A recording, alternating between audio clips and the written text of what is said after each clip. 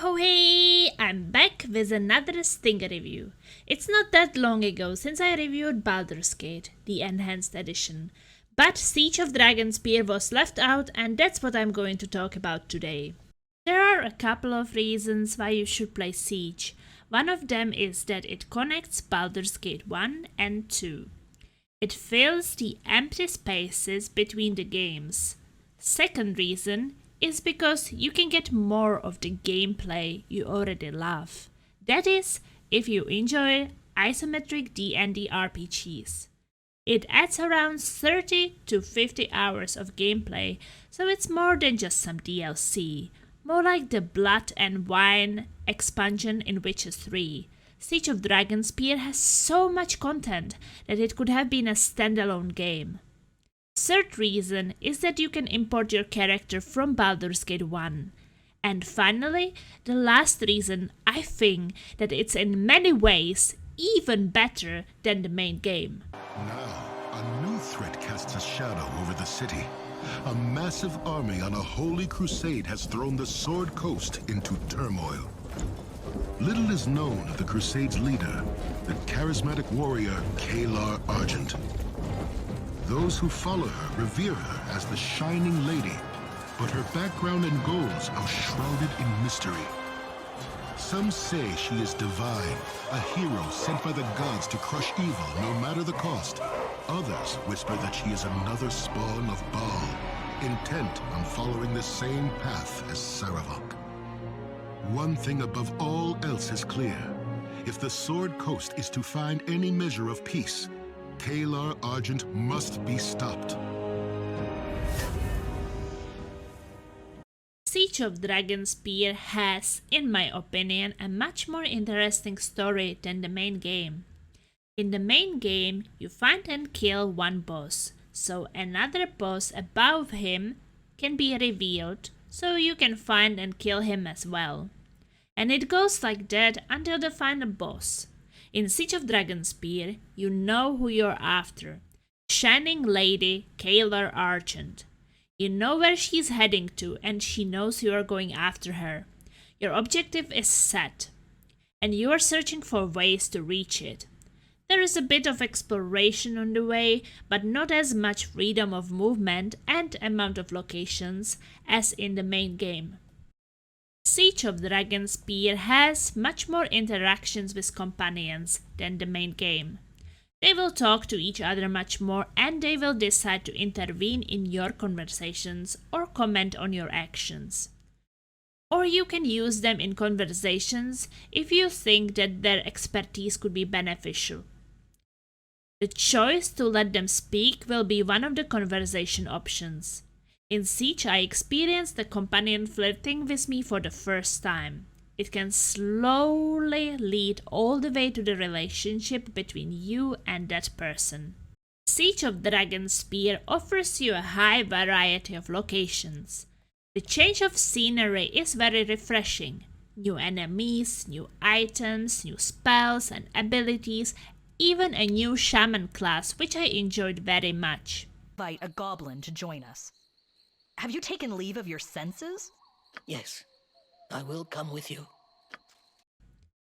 It was also nice to see that they involved the shaman character in many quests and had a lot of equipment for her in the game.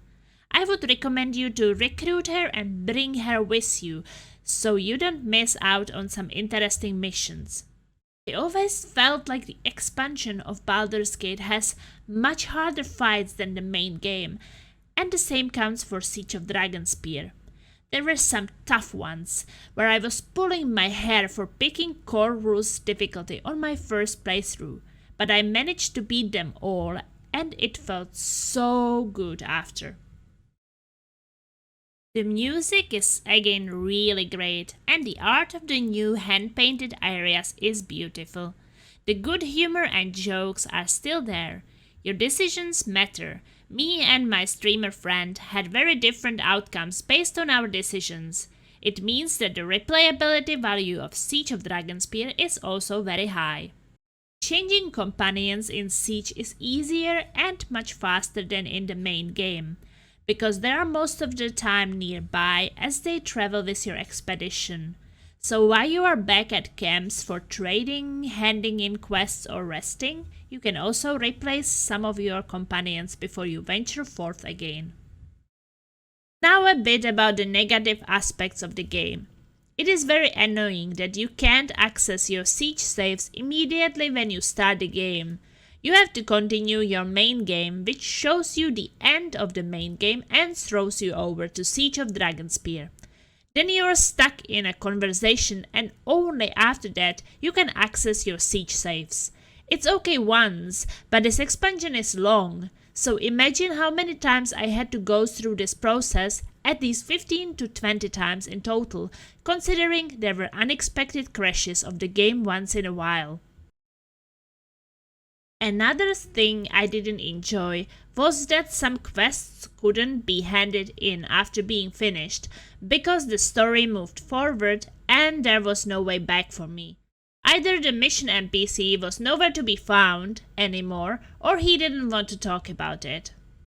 The last and the most annoying thing for me was that I lost my pantaloons after almost 150 hours of carrying it with me.